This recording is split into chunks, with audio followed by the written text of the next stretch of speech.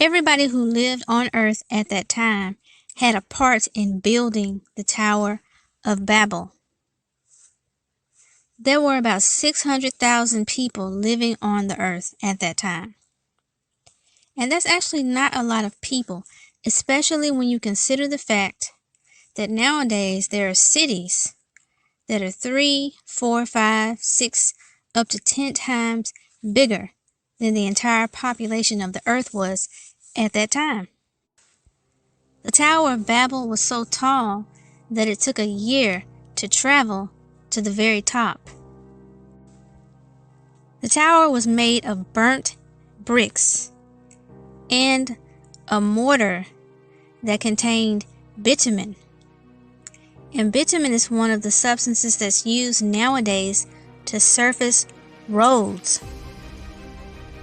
The people who lived on earth at that time were so ambitious when it came to building this temple, and they were so determined to get it built.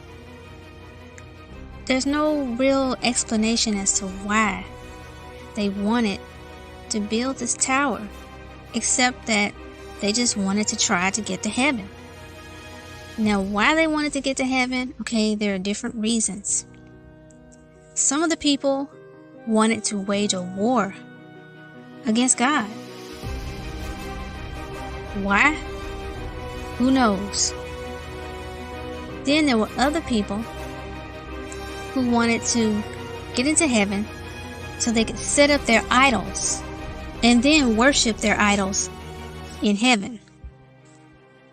There was this guy who lived on the earth at that time named Nimrod, and he was descended from one of Noah's sons. He was descended from Ham. And Nimrod was identified as being a mighty hunter on earth. He was also a man of great power.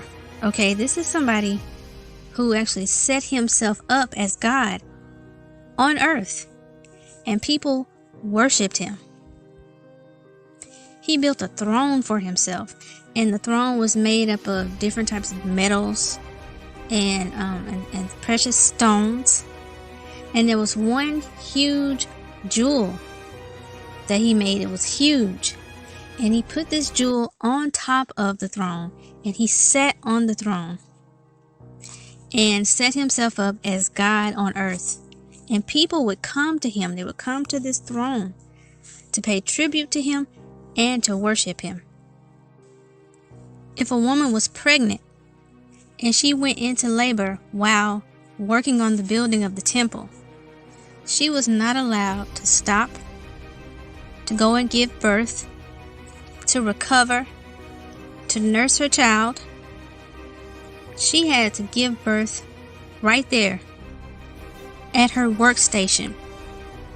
She was allowed to stop working as long as it took for her to get that baby out. As soon as the baby was out, she took it and wrapped it up in sheets, made a satchel out of it, and then tied the sheet to her body and continued working.